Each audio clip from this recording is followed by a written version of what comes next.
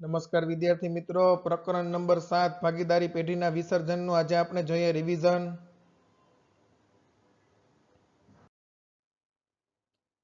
ચલો સૌથી પહેલા તો ભાગીદારી પેઢીનું વિસર્જન અને ભાગીદારીનું વિસર્જન એમ આપણે અહીંયા બે બાબતોનો અભ્યાસ કરવાનો છે. ભાગીદારી પેઢીનું વિસર્જન અને ભાગીદારીનું વિસર્જન. જ્યારે ભાગીદારી પેઢી તેનું કામકાજ કાયમ માટે બંધ કરે ત્યારે એને ભાગીદારી પેઢીનું વિસર્જન થયું કહેવાય. એટલે કાયદાકીય દ્રષ્ટિએ પેઢીનું અસ્તિત્વ કાયમ માટે મટી જાય તો એને ભાગીદારી પેઢીનું વિસર્જન થયું કહેવાય. જ્યારે ભાગીદારીનું વિસર્જન એટલે ભાગીદારો છે એમાંથી અમુક ભાગીદાર છૂટા થાય, કોઈ ભાગીદારનું મૃત્યુ થાય અથવા નફા નુકસાનની વહેંચણીનું પ્રમાણ બદલાય તો એ ભાગીદારીનું વિસર્જન છે, પેઢીનું નથી. કારણ કે પેઢી તો ચાલુ જ રહેશે.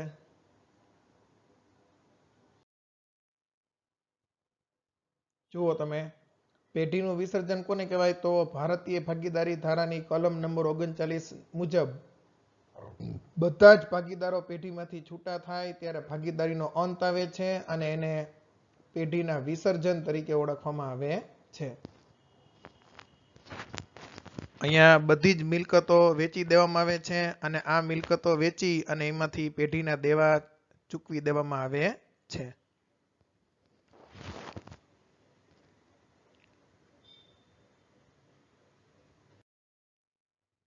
જ્યારે ભાગીદારીનું વિસર્જન એટલે ભાગીદારીનું પુનર્ગઠન. કોઈ ભાગીદાર નિવૃત્ત થાય, મૃત્યુ પામે, નાદાર જાહેર થાય કે અન્ય કોઈ પણ કારણોસર ધંધો બંધ ન થાય, ખાલી ભાગીદારો વચ્ચેનું નફા નુકસાનની વહેંચણીના પ્રમાણમાં ફેરફાર થાય તો એને આપણે ભાગીદારીના વિસર્જન તરીકે ઓળખી શકીએ. બરાબર? આ સંજોગોમાં પેઢી ચાલુ જ રહે છે. ઓકે, હવે ભાગીદારી પેઢીના વિસર્જનની બે રીતો છે: સામાન્ય કે અદાલતના હસ્તક્ષેપ સિવાયનું વિસર્જન અને અદાલતના હુકમથી વિસર્જન. અદાલતના હસ્તક્ષેપ સિવાયનું વિસર્જન જોઈ છે પેલા આપણે.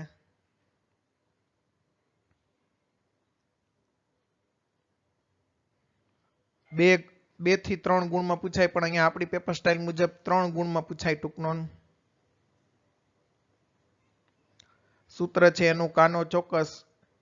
કા એટલે કાયદા દ્વારા વિસર્જન, નો એટલે નોટિસ દ્વારા વિસર્જન, ચો એટલે ચોક્કસ ઘટના દ્વારા વિસર્જન, ક એટલે કરાર દ્વારા વિસર્જન અને સ એટલે સર્વસંમતિથી વિસર્જન. તો આને કહેવાય અદાલતના હસ્તક્ષેપ સિવાયનું વિસર્જન. એક સર્વસંમતિથી વિસર્જન છે, એમાં ડેફિનેશન છે કે મરજિયાત વિસર્જન કોને કહેવાય? તો કે બધા જ ભાગીદારો પેઢીનું વિસર્જન કરવા માટે સંમત થાય તો એને મરજિયાત વિસર્જન તરીકે ઓળખવામાં આવે છે. કરાર દ્વારા એટલે કરારમાં નક્કી થયું એ મુજબ પેઢીનું વિસર્જન થઈ શકે છે.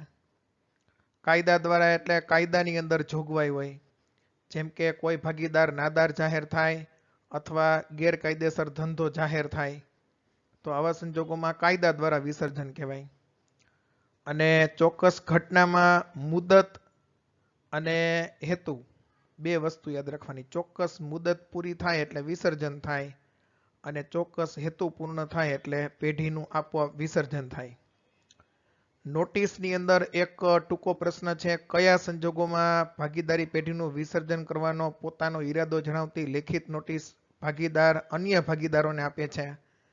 તો કે સ્વૈચ્છિક ભાગીદારીના સંજોગોમાં.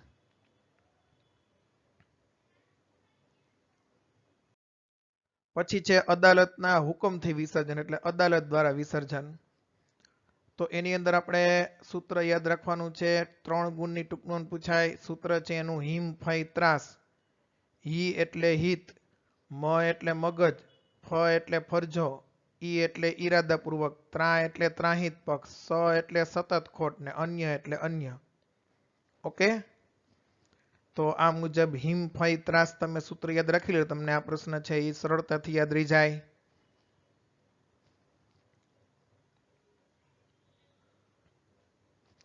હવે આમાં કોઈ પણ ભાગીદાર હી એટલે હિત વિરુદ્ધનું વર્તન કરે જે પેઢીને માટે યોગ્ય ન હોય.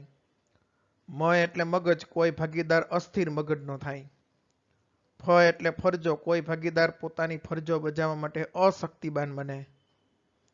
ઈ એટલે કોઈ ભાગીદાર ઈરાદાપૂર્વક નિયમોનો ભંગ કરે, શરતોનો.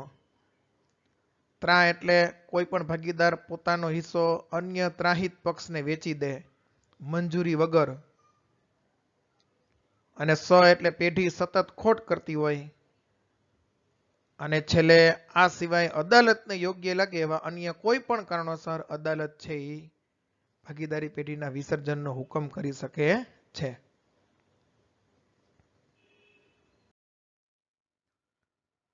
વિસર્જનના હિસાબોના પતાવટ અંગેની કાનૂની અને અન્ય જોગવાઈઓ. તો એની અંદર તમારે આપણે ડિટેલમાં નથી જોતા, ખાલી સૂત્ર જોઈ લી છે એનું, કારણ કે આમાં તમને 1 માર્કમાં પૂછાય કાનૂની અને અન્ય જોગવાઈઓ જણાવો. તો ખોદે પેપ જવ.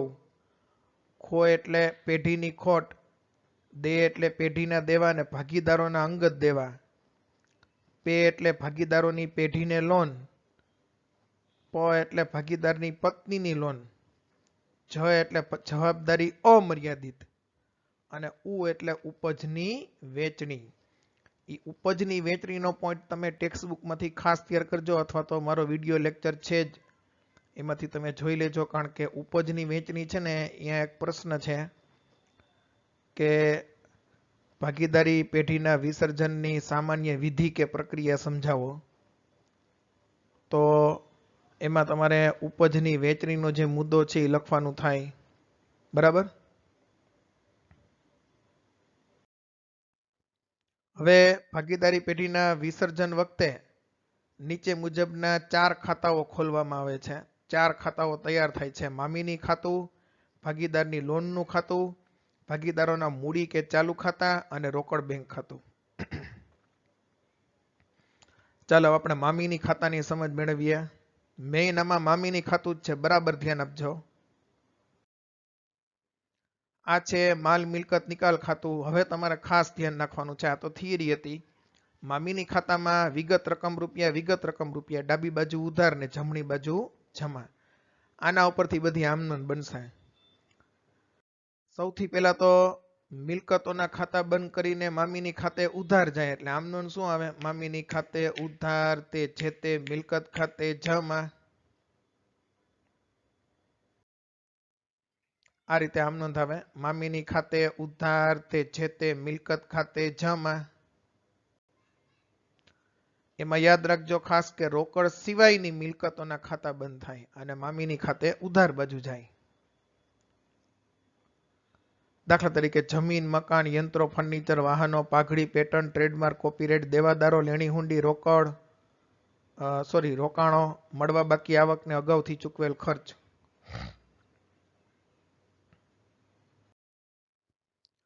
પછી દેવાના ખાતા બંધ કરીને મામીની ખાતાની જમા બાજુ જાય, એટલે એની આમ નોંધ આવશે જે તે દેવા ખાતે ઉધાર તે મામીની ખાતે જમા. તો નોંધ આવશે એની જે તે દેવા ખાતે ઉધાર તે મામીની ખાતે જમા. દેવા કેવી પ્રકારના હોય? તો લેણદારો, દેવી હુંડી, બેંક ઓવરડ્રાફ્ટ, પ્રોવિડન્ટ ફંડ, કારીગર નફા ભાગ ભંડોળ, કામદાર બચત ખાતા, ચૂકવવા બાકી ખર્ચા, અગાઉથી મળેલ આવક. શું આવશે આમનો? જે તે દેવા ખાતે ઉધાર તે મામીની ખાતે જમા.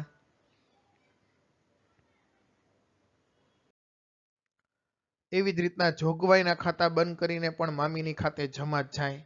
જે તે જોગવાઈ ખાતે ઉધાર તે મામીની ખાતે જમા.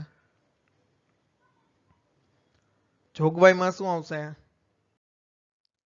આમનો જોઈ લ્યો, એની જે તે જોગવાઈ ખાતે ઉધાર તે મામીની ખાતે જમા. જોગવાઈની અંદર શું આવે? તો દેવાદારો પર ખાલખા અનામતની જોગવાઈ હોય, મિલકત પર ઘસારાની જોગવાઈ હોય એટલે ઘસારા ફંડ, દેવાદારો પર વટાવ અનામતની જોગવાઈ હોય તો એને જોગવાઈ કહેવાય. ઓકે. હવે જોવો ખાસ, દેવા કોને કહેવાય, જોગવાઈ કોને કહેવાય અને અનામત કોને કહેવાય? બધી અનામત ન હોય, જેમ કે કામદારની બચત પેઢીમાં પડી હોય તો એને દેવા કહેવાય. દેવાદારો પર ખાલખાદ અનામતની જોગવાઈ એટલે ઈ જોગવાઈ છે. સામાન્ય અનામત અનામત છે, એ તો આપણને ખબર જ છે. પ્રોવિડન્ટ ફંડ કર્મચારીના પૈસા છે એટલે ભવિષ્યનું દેવું છે. મિલકત પર ઘસારાની જોગવાઈ એટલે ઈ જોગવાઈ છે. અનામત ફંડ એટલે સામાન્ય અનામત પ્રકારનું જ એક ફંડ છે જે અનામત છે. કારીગર નફા ભાગ ભંડોળ, કારીગરને કીધું હોય કે નફામાં તારો ભાગ, તો એ તો પછી એને દેવો તો પડે જ, ભવિષ્યનું દેવું છે. ઘસારા ભંડોળ, ઘસારા ફંડનું બીજું નામ છે એટલે જોગવાઈ છે. કારીગર અકસ્માત વળતર ભંડોળ આપણને ખબર જ છે, અનામત છે. Okay, clear? ફરીથી આમનો જોઈ લ્યો. મામીની ખાતે ઉધાર તે જે તે મિલકત ખાતે જમા, જે તે દેવા ખાતે ઉધાર તે મામીની ખાતે જમા, જે તે જોગવાઈ ખાતે ઉધાર તે મામીની ખાતે જમા. હવે મિલકતોનો નિકાલ થાય એટલે મિલકતનું વેચાણ થાય તો રોકડ આવે. તો રોકડ કે બેંક ખાતે ઉધાર તે મામીની ખાતે જમા.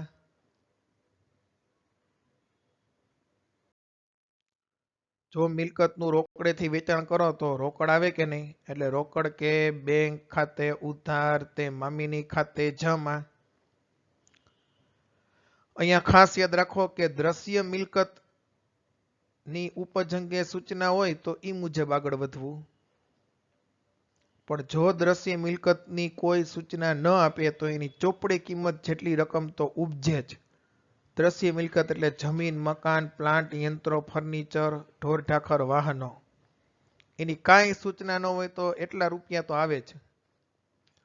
અદ્રશ્ય મિલકતમાં સૂચના આપવી પડે ને જો સૂચના ન આપે તો એનું કાંઈ આવતું નથી એમ માનવાનું. પાઘડી, પેટર્ન, ટ્રેડમાર્ક, કોપીરાઇટનું. ઓકે,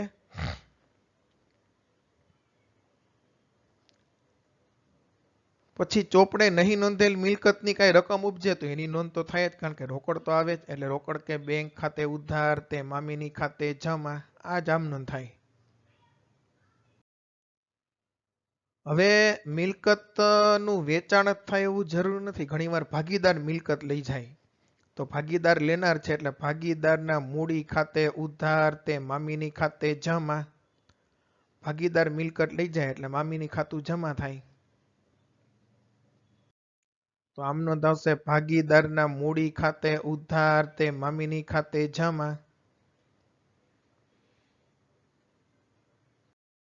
ઓકે, મિલકત આવે તો ઉધાર અને જાય તો જમા. વેચો એટલે જો જમા સાઈડ, ચોથી ને પાંચમી આમ નોંધ છે. હવે દેવાની ચૂકવણી કરીએ આપણે. તો દેવા જો જ્યારે આપણે મામીની ખાતે લઈ આવ્યા ત્યારે જમા સાઈડ લખ્યા છે, ચૂકવાય ત્યારે ઉધાર થાય.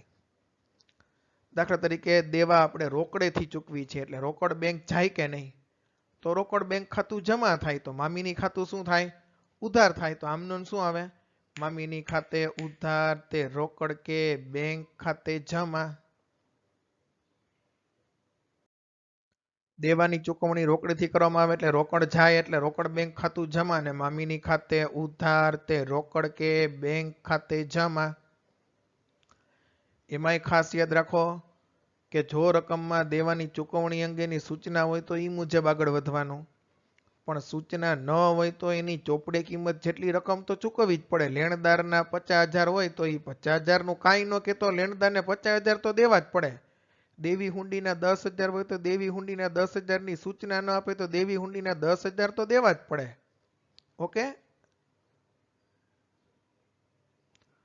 પછી ચોપડે ન નોંધ્યું હોય એવું દેવું કઈ ચૂકવવાનું થાય તો એની પણ આમ નોંધ તો કરવી જ પડે. રોકડ બેંક જાય એટલે રોકડ બેંક ખાતે જમા ને મામીની ખાતે ઉધાર.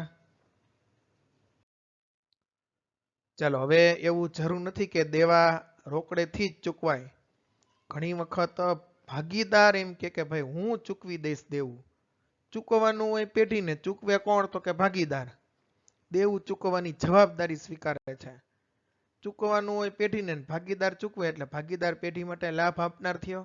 એટલે ભાગીદારના મૂડી ખાતે જમા થાય તો મામીની ખાતે ઉધાર તે ભાગીદારના મૂડી ખાતે જમા. કોઈ ભાગીદાર દેવું ચૂકવવાનું સ્વીકારે ત્યારે મામીની ખાતે ઉધાર તે ભાગીદારના મૂડી ખાતે જમા.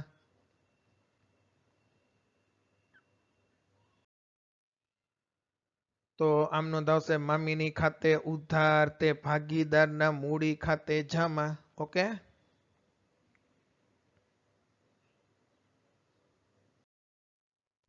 હવે આ સિવાય હવે આવશે દેવાઓની ચૂકવણી થઈ ગઈ. વિસર્જન ખર્ચ રોકડેથી ચૂકવવામાં આવે. વિસર્જન ખર્ચ એટલે પેઢીની બધી જ મિલકતો વેચી નાખવામાં આવે અને પેઢીના દેવા ચૂકવાય તો એની પ્રોસેસ માટે આપણે કોઈ વકીલ રાખવો પડે તો એને ચાર્જ ચૂકવવાનો થાય. પછી આ મિલકતો વેચો ને દેવા ચૂકવો તો એના માટે રિક્ષા ભાડું થાય, બસ ભાડું, કાંઈ પણ જે કાંઈ ટેક્સી ભાડું થાય તો એ બધો ખર્ચ વિસર્જન ખર્ચમાં આવે. તો એ રોકડેથી ચૂકવો તો રોકડ બેંક જાય. તો મામીની ખાતે ઉધાર તે રોકડ કે બેંક ખાતે જમા. વિસર્જન ખર્ચ રોકડેથી ચૂકવવામાં આવે તો મામીની ખાતે ઉધાર તે રોકડ કે બેંક ખાતે જમા. હવે ખાસ ધ્યાન આપજો, થોડીક અઘરી આવશે આમનો.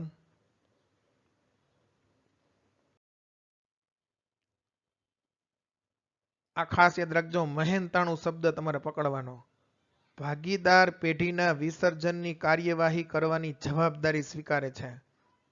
બદલામાં મહેનતાણા તરીકે પેઢી અમુક રકમ ચૂકવવાનું નક્કી કરે અને પેઢી એને એમાંથી અમુક રકમ ખર્ચ પેટે ચૂકવે. બે રકમ આવે આમાં, મહેનતાણાની રકમ અને પેઢી ખરેખર ચૂકવે એ રકમ. તો આમાં બે આમ નોંધાવશે. કેવી રીતના? તો સૌથી પહેલા તો ભાગીદાર પેઢીના વિસર્જનની કાર્યવાહી કરવાની જવાબદારી સ્વીકારે છે. બદલામાં એને મહેનતાણા તરીકે પેઢી અમુક રકમ ચૂકવવાનું નક્કી કરે છે. એટલે ભાગીદારને એ રકમ મળે એટલે જમા થાય એનું. તો એનું મૂડી ખાતું જમા થાય એટલે એ આમ નોંધાવશે. હવે મૂડી ખાતું જમા થાય તો મામીની ખાતું ઉધાર થાય એટલે આમ નોંધ શું આવે? મામીની ખાતે ઉધાર તે ભાગીદારના મૂડી ખાતે જમા.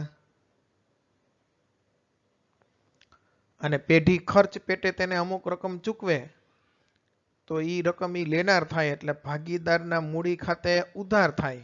બી આમ નોંધ. અને પેઢીમાંથી રોકડ બેંક જાય છે એટલે રોકડ કે બેંક ખાતે જમા. તો આ રીતે વિદ્યાર્થી મિત્રો બે આમ નોંધ આવશે. આ ગોખી જ નાખજો બોર્ડમાં. આ આમનોંધનો દાખલો 7-8 વખત પૂછાઈ ગયો છે. ચાલો આપણે આમનોંધ જોઈ લઈ બે. પેલા એની એન્ટ્રી જોઈ લઈ. મહેનતાણાની એન્ટ્રી તો આવશે ને આમાં, મામીની ખાતું ઉધાર થાય છે એટલે તે ભાગીદારના મૂડી ખાતે જમા. એને રકમ આપવામાં આવે છે. આપણે કેમ પગાર, કમિશન, બોનસ, મહેનતાણું પહેલા ચેપ્ટરમાં જોયું હતું. ભાગીદારના મૂડી ખાતે જમા થાય. નનુફા ખાતે ઉધાર થાય. અહીંયા નનુફાની જગ્યાએ મામીની ખાતું. હવે આમનોંધ જોવો ખાસ. પેલી રકમ હોય મહેનતાણાની રકમ, એની આમનોંધ શું થાય? તો કે મામીની ખાતે ઉધાર તે ભાગીદારના મૂડી ખાતે જમા. અને પેઢી ખરેખર રકમ ચૂકવે ત્યારે ભાગીદાર લેનાર થાય એટલે ભાગીદારના મૂડી ખાતે ઉધાર, પેઢીમાંથી રોકડ બેંક જાય કે બેંક ખાતે જમા. ચાલો મોઢે બોલો જી બે આમનોંધ. મામીની ખાતે ઉધાર તે ભાગીદારના મૂડી ખાતે જમા. ભાગીદારના મૂડી ખાતે ઉધાર તે રોકડ કે બેંક ખાતે જમા. ઓકે. હવે મામીની ખાતું જમા સાઈડ થી બંધ થાય તો જમા સાઈડ મિલકતની ઉપજ છે એટલે મિલકત વધારે, મિલકતના રૂપિયા વધારે આવે એટલે એને મિલકતનો વધારો કહેવાય. એ મળે તમને કઈ સાઈડ? ઉધાર સાઈડ રકમ ખૂટે ને એને મિલકતનો વધારો કહેવાય. જે નફો છે ભાગીદારોના મૂડી ખાતે લઈ જવામાં આવે એટલે મામીની ખાતે ઉધાર તે ભાગીદારોના મૂડી ખાતે જમા. જૂના પ્રમાણમાં મિલકતનો વધારો કહેવાય કારણ કે જમા સાઈડનો સરવાળો વધારે આવ્યો છે. તો આમનો શું થશે? જમા બાકી એટલે નફો મળે તો મામીની ખાતે ઉધાર તે ભાગીદારોના મૂડી, અને ચાલુ હોય તો ચાલુ ખાતે જમા. સ્થિર મૂડી પ્રથા હોય તો ચાલુ ખાતે જમા. અધરવાઇઝ ઉધાર બાજુનો સરવાળો વધારે આવે તો ઉધાર બાજુ આપણે દેવાની ચૂકવણી કરી હોય તો દેવાની ચૂકવણી વધારે થઈ જાય તો ખોટ કહેવાય. તો એ તમને ખોટ હંમેશા જમા સાઈડ મળે. દેવાનો વધારો કહેવાય એને. જે ખોટ છે તો એની આમનોન શું આવશે? ખોટની આમનોન. તો એમાં અહીંયા જમા થયા તો ભાગીદારોના મૂડી ખાતે ઉધાર થાય તો આમનોન શું આવે? ભાગીદારોના મૂડી ખાતે ઉધાર તે મામીની ખાતે જમા. ચાલુ ખાતા હોય તો ચાલુ ખાતે ઉધાર.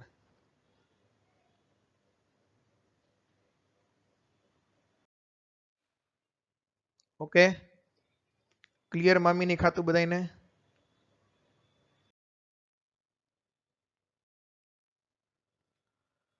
હવે ભાગીદારોના ચાલુ ખાતા વાળો દાખલો હોય આ તો આપણે ખાલી આમનું પૂરતું સમજવાનું છે. તો સામાન્ય રીતે વિસર્જનની અંદર શું હોય કે પેઢી બંધ કરી દેવાની હોય એટલે ચાલુ ખાતા જો બનાવ્યા હોય તો ચાલુ ખાતા બંધ કરીને મૂડી ખાતે જાય. દાખલા તરીકે ભાગીદારોના ચાલુ ખાતા છે એમાં ઉધાર બાજુનો સરવાળો વધારે આવે તો એ તમે જમા સાઈડ લઈ જાઓ તો જમા સાઈડ રકમ ખૂટે કે નહીં? તો ત્યાં જમા સાઈડ છે તો અહીંયા લખવાનું ભાગીદારોના મૂડી ખાતે. ત્યાં જમા છે તો અહીંયા ભાગીદારોના મૂડી ખાતામાં ઉધાર સાઈડ લઈ આવવાની. તો આમનું શું થાય? ભાગીદારોના મૂડી ખાતે ઉધાર તે ભાગીદારોના ચાલુ ખાતે જમા. ઊંધું થાય. ચાલુ ખાતાની ઉધાર બાકી હોય તો ચાલુ ખાતે જમા થાય. રેડી? ભાગીદારોના મૂડી ખાતે ઉધાર તે ભાગીદારોના ચાલુ ખાતે જમા. હવે ઊંધું થાય. ચાલુ ખાતાની જમા બાકી મળે એટલે જમા બાજુનો સરવાળો વધારે આવે. એ ઉધાર સાઈડ લઈ આવો તો ઉધાર સાઈડ રકમ ખૂટે તો અહીંયા ભાગીદારોના મૂડી ખાતે લખવાનું. અહીંયા ઉધાર છે તો અહીંયા જમા સાઈડ આવે ભાગીદારોના મૂડી ખાતામાં. અહીંયા શું લખવાનું? ચાલુ ખાતે લખવાનું. ઊંધા નામ લખવાના હોય ને. હવે આમનો શું થાય તો કે ભાગીદારોના ચાલુ ખાતે ઉધાર તે ભાગીદારોના મૂડી ખાતે જમા. ચાલુ ખાતાની જમા બાકી હોય તો ચાલુ ખાતે ઉધાર. ઊંધું કરી નાખવાનું. તો આમનો શું થાય? ચાલુ ખાતે ઉધાર તે મૂડી ખાતે જમા.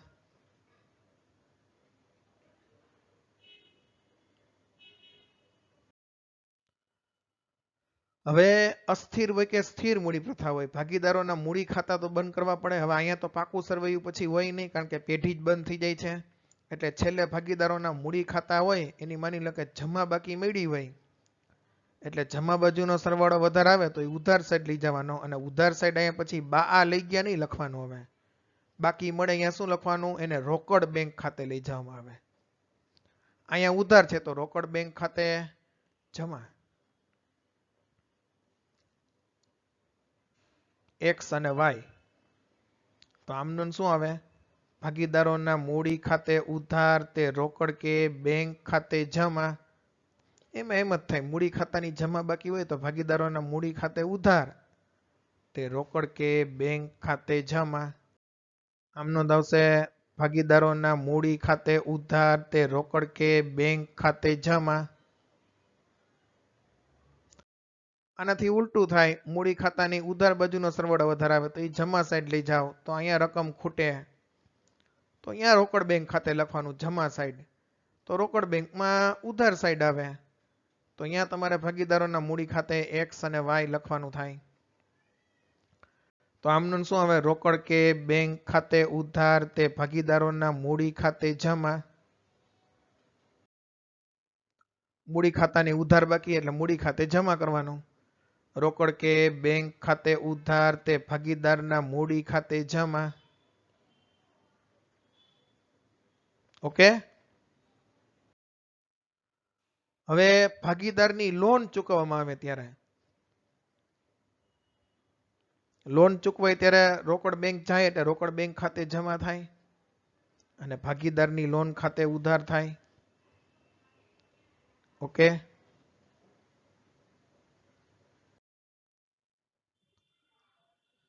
હવે એક શ્રીમતીજીની લોનનો પોઈન્ટ ખાસ સમજી લ્યો. શ્રીમતીજીની લોન છે ને એ પેઢી માટે દેવું છે એટલે શ્રીમતીજીની લોનનું ખાતું હોય તો એ પહેલા બંધ કરી હંમેશા લોનની અંદર જમા બાજુનો સરવાળો વધારે આવે, એટલે ઉધાર સાઈડ લઈ આવો એટલે ઉધાર સાઈડ રકમ ખૂટે એ બંધ કરીને મામીની ખાતે લઈ જવાનું. એટલે આમનું શું થાય, મામીની ખાતે અહીંયા શ્રીમતીજીની લોનનું ખાતું ઉધાર છે તો મામીની ખાતું જમા થાય, દેવું છે ને એટલે દેવા જમા સાઈડ જાય મામીની ખાતામાં. તો શ્રીમતીજીની લોન ખાતે ઉધાર તે મામીની ખાતે જમા. પછી આ રકમ જ્યારે ચૂકવવામાં આવે, કોણ ચૂકવે છે તો કે ભાગીદાર ચૂકવે છે. ચૂકવવાનું કોને હોય, પેઢીને. એના બદલે ચૂકવે છે કોણ તો કે ભાગીદાર. તો ભાગીદાર લાભ આપનાર છે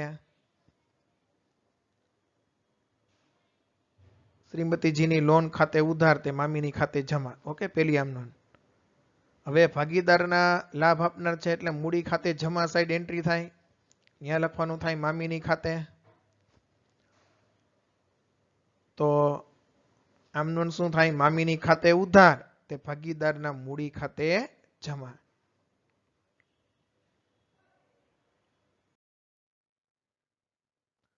હવે ભાગીદારીની શ્રીમતીજીની લોન ચૂકવવાનું સ્વીકારે ત્યારે તમારે આમનું મોઢે કેમ યાદ રાખવી, તો દેવું છે એટલે પેલા મામીની ખાતામાં જમા સાઈડ જાય, એટલે શ્રીમતીજીની લોન ખાતે ઉધાર તે મામીની ખાતે જમા. પછી ભાગીદાર ચૂકવવાની જવાબદારી સ્વીકારે એટલે ભાગીદાર લાભ આપનાર છે એટલે એના ખાતે જમા થાય, તો મામીની ખાતે ઉધાર તે ભાગીદારના મૂડી ખાતે જમા. ઓકે,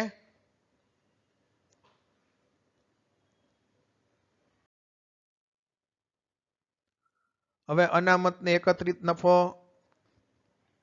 જેને આપણે નનુ ખાતાની જમા બાકી પણ કહીએ છીએ.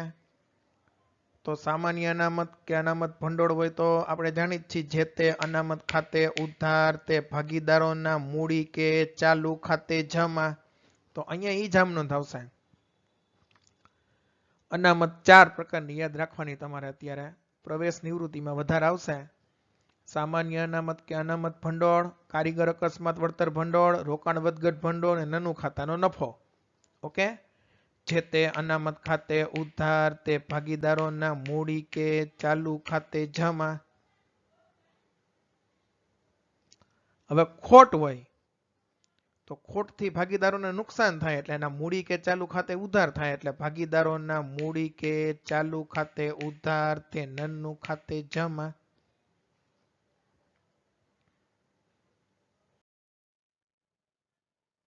પછી એક આ વિશિષ્ટ વ્યવહાર જોઈ લ્યો. દાખલા તરીકે લેણદારો 90,000 છે, એને 50,000ની કિંમત પેટે ચોપડે નહીં નોંધેલ 50,000ની મિલકત આપવામાં આવે છે લેણદારને. તો એની નોંધ શું થાય, તો લેણદારો 90,000 છે, એને ચોપડે નહીં નોંધેલ મિલકત આપવામાં આવે 50,000ની, એટલે લેણદારે આપણે 50,000નો વહીવટ પૂરો થઈ ગયો, એની નોંધ જ ન થાય. ખાલી 40,000 આપણે લેણદારને રોકડા ચૂકવવાના થાય, એની જ નોંધ થાય. રોકડા ચૂકવો એટલે રોકડ બેંક જાય એટલે રોકડ બેંક ખાતે જમા, મામીની ખાતે ઉધાર. 40,000 થી જ નોંધ થાય.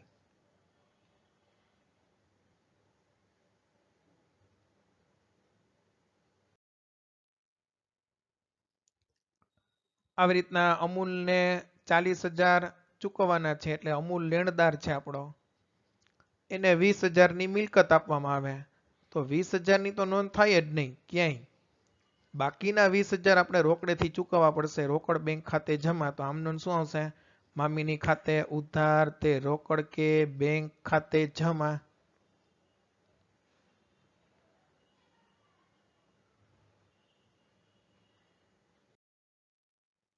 ચાલો હવે દાખલો જોવો, ખાસ ફટાફટ જોઈ લ્યો.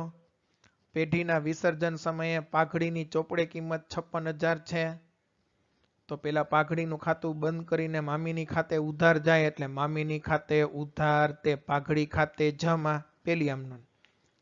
પછી બીજી આમનોન, એની કોઈ રકમ નથી ઉપજતી એટલે એવું લખવાનું કે જેની નોંધ થાય નહીં. દરેકમાં 2 આમનોન ન આવે.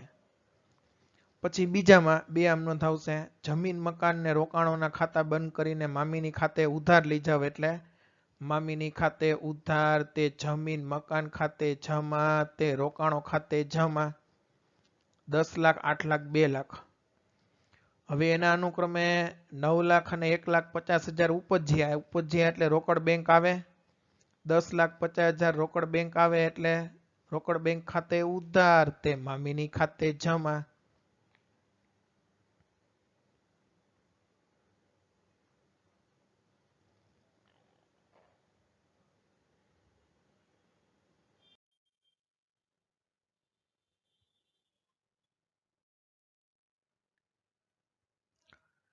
પેઢીની કુલ મિલકતો 2 લાખ રૂપિયાની છે, જે પૈકી 40% ચાલુ મિલકતો છે. 10,000 રોકડ સહિત 2 લાખના 40% કરો એટલે 80,000 રૂપિયા આવે. તો કાયમી મિલકતો કેટલી થઈ? 1,20,000 ની. અને ચાલુ મિલકતો 80,000 ની છે, જેમાં 10,000 રોકડા કાઢી નાખો, કારણ કે રોકડનું ખાતું બંધ કરીને મામીની ખાતે ન જાય, આપણે પહેલા શીખી ગયા છીએ. તો 10,000 કાઢી નાખવાના થાય એટલે ટોટલ 1,90 તમારે મામીની ખાતે ઉધાર લઈ જવાના થાય. એટલે પેલી આમનોંધ શું થાય? મામીની ખાતે ઉધાર તે કાયમી મિલકત ખાતે જમા 1,20 તે ચાલુ મિલકત ખાતે જમા 70,000 રોકડ સિવાયના. પછી એની ચોપડે મૂલ્યની ઉપજ થાય એટલે એટલી જ કિંમત 1,90,000 રોકડા આવે એટલે આમનું શું થાય? રોકડ કે બેંક ખાતે ઉધાર તે મામીની ખાતે જમા. મારો વિડિયો લેક્ચર તમે જોયો હોય ને એમાંથી લખ્યું હોય તો તમારી પાસે લખેલું હશે જ, અથવા નવનીત હોય તો નવનીત ખુલી રાખો, જેથી તમને ફટાફટ સમજાતું જાય. બરાબર? ચોપડે પાઘડી નથી દર્શાવી એટલે પેલી આમનો ન આવે, સીધી એની ઉપજ જ થાય છે. ઉપજ થાય એટલે રોકડ બેંક આવે. રોકડ કે બેંક ખાતે ઉધાર તે મામીની ખાતે જમા. લેપટોપની કિંમત 35,000 છે એટલે લેપટોપ મિલકત છે, મિલકતનું ખાતું બંધ કરીને મામીની ખાતે ઉધાર તે લેપટોપ ખાતે જમા. પછી બીજી આમનો, ભાગીદાર 25,000 માં લઈ જાય એટલે લેનાર થાય, તો ભાગીદારના મૂડી ખાતે ઉધાર તે મામીની ખાતે જમા. શ્રીમતીજીની લોન આવી 40,000 ની, તો શ્રીમતીજીની લોનનું ખાતું દેવું છે એટલે બંધ કરીને મામીની જમા જાય એટલે શ્રીમતીજીની લોન ખાતે ઉધાર તે મામીની ખાતે જમા. હવે ભાગીદાર ચૂકવવાનું સ્વીકારે છે એટલે ભાગીદાર લાભ આપનાર છે એટલે એના મૂડી ખાતે જમા થાય, ને મામીની ખાતે ઉધાર તે ભાગીદારના મૂડી ખાતે જમા. તમે જવાબ સામે રાખજો તો જ તમને સમજાશે, મોઢે મોઢ નહીં સમજાય તમને. મેં લખાવ્યા જ છે જવાબ, અથવા નવનીતમાં સામે રાખીને બેસો.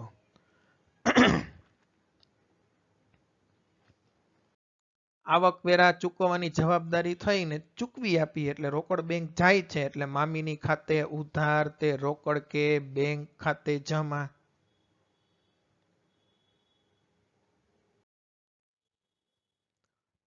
મિલકતનો વધારો 1,20 એટલે ભાગીદારોને ફાયદો થયો, તો ભાગીદારના મૂડી ખાતે જમા થાય.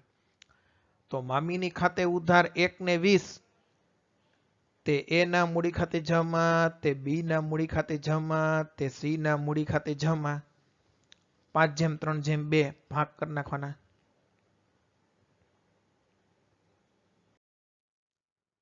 યંત્રો બતાવેલ છે એટલે યંત્રોનું ખાતું બંધ કરીને મામીની ખાતે ઉધાર જાય એટલે મામીની ખાતે ઉધાર તે યંત્ર ખાતે જમા. 2 લાખ અને 2 લાખ. ચોપડે કિંમત જ ઉપજે છે એટલે એટલી કિંમત રોકડ આવે એટલે રોકડ કે બેંક ખાતે ઉધાર તે મામીની ખાતે જમા. ચાલો મહેનતાણા વાળી આવી. તો મહેનતાણા તરીકે પેલા 20,000 ચૂકવવાનું નક્કી કર્યું છે.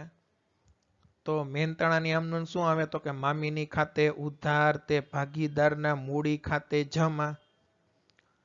પછી પેઢી એને ખરેખર ચૂકવે એટલે ભાગીદાર લેનાર થાય, તો ભાગીદારના મૂડી ખાતે ઉધાર તે રોકડ કે બેંક ખાતે જમા. એમાં બીજી રકમ આવે 12,000 ને 12,000.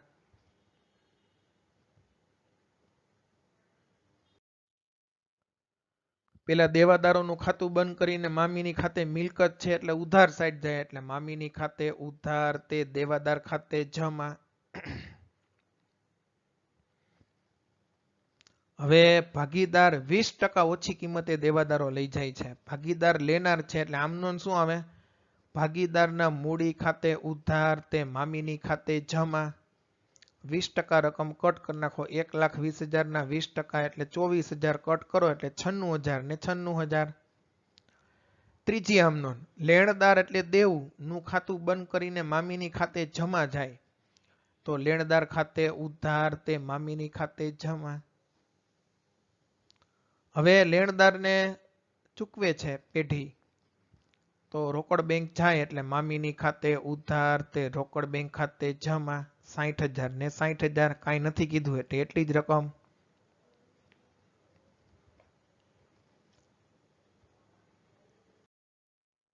પછી આરબીઆઈ 3:2:1 છે એ તમારે વેચણી કરી લેવાની. હું આમનો કહી દઉં છું. અનામતો છે એમાં સામાન્ય અનામતની સામાન્ય અનામત ખાતે ઉધાર તે આરબીઆઈ ખાતે જમા એટલે આર ના મૂડી ખાતે જમા, પછી બી ના મૂડી ખાતે જમા, તે આઈ ના મૂડી ખાતે જમા. એ તમારે વેચી નાખવાના 3:2:1. પછી નન્નું ખાતાની ઉધાર બાકી છે તો નન્નું ખાતે જમા થાય, ઊંધું કરી નાખવાનું. તો આર ના મૂડી ખાતે ઉધાર, પછી બી ના મૂડી ખાતે ઉધાર, તે આઈ ના મૂડી ખાતે ઉધાર, તે નન્નું ખાતે જમા. નન્નું ખાતે જમા 12,000. ઓલા ત્રણેય વચ્ચે તમારે 3:2:1 ઉધાર કરવાના. કારીગર અકસ્માત વળતર ભંડોળ ખાતે ઉધાર તે આર ના મૂડી ખાતે જમા, તે બી ના મૂડી ખાતે જમા, તે આઈ ના મૂડી ખાતે જમા. 18,000 ને તમારે વેચી નાખવાના 3:2:1. ઓકે.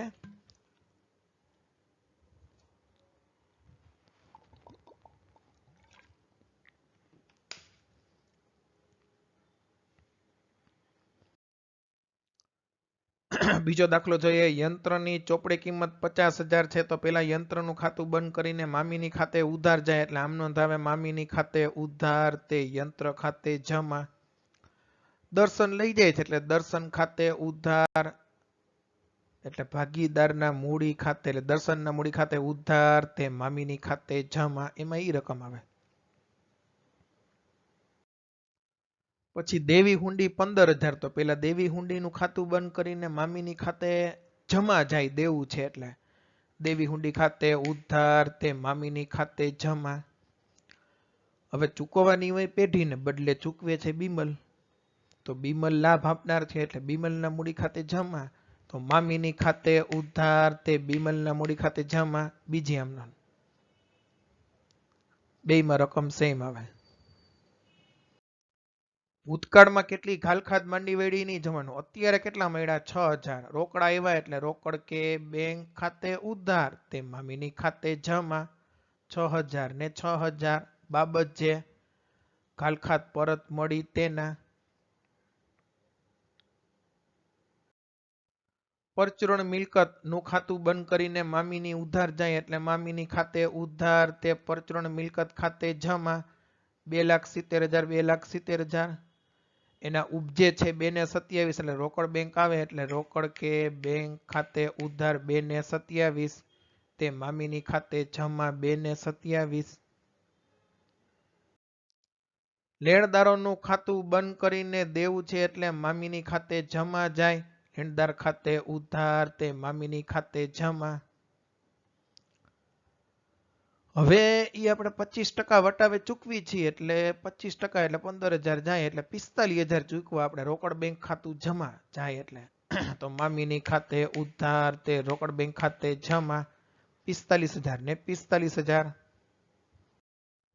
કરવેરાના ચૂકવો છો એટલે રોકડ બેંક જાય તો મામીની ખાતે ઉધાર તે રોકડ બેંક ખાતે જમા. વિસર્જન ખર્ચના રોકડા ચૂકવો છો કાંઈ નથી કીધું એટલે તો મામીની ખાતે ઉધાર તે રોકડ બેંક ખાતે જમા. પાઘડી બતાવેલ નથી એટલે પેલી આમનો નહીં આવે. સીધે સીધી એના ઉપજે છે એટલે રોકડ બેંક આવે છે એટલે રોકડ બેંક ખાતે ઉધાર તે મામીની ખાતે જમા. ચાલો હવે આ બાકીઓનો નિકાલ એક એક માર્કમાં પૂછાય છે, ખાસ ધ્યાન આપજો. સામાન્ય અનામત અનામત છે એટલે સામાન્ય અનામત ખાતે ઉધાર તે ભાગીદારોના મૂડી કે ચાલુ ખાતે જમા. રોકાણ વધઘટ ભંડોળ અનામત છે એટલે રોકાણ વધઘટ ભંડોળ ખાતે ઉધાર તે ભાગીદારોના મૂડી કે ચાલુ ખાતે જમા. કારીગર અકસ્માત વળતર ભંડોળ અનામત છે એવું લખવાનું પહેલા. પછી આમનો લખવાની કારીગર અકસ્માત વળતર ભંડોળ ખાતે ઉધાર તે ભાગીદારોના મૂડી કે ચાલુ ખાતે જમા. પ્રોવિડન્ટ ફંડ કર્મચારીના રૂપિયા છે એટલે એ દેવું છે, તો દેવાનું ખાતું બંધ કરીને મામીની ખાતે જમા જાય તો લખવાનું પ્રોવિડન્ટ ફંડ દેવું છે. પછી શું લખવાનું? પ્રોવિડન્ટ ફંડ ખાતે ઉધાર તે મામીની ખાતે જમા. આમનો લખવાની. નનું ખાતાની ઉધાર બાકી ખોટ છે તો ભાગીદારોને નુકસાન થાય એટલે ભાગીદારોના મૂડી કે ચાલુ ખાતે ઉધાર તે નનું ખાતે જમા. એકત્રિત ખોટ કહેવાય આને.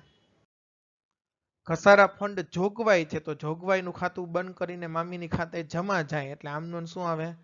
લખવાનું ઘસારા ફંડ એક જોગવાઈ છે. ઘસારા ફંડ ખાતે ઉધાર તે મામીની ખાતે જમા.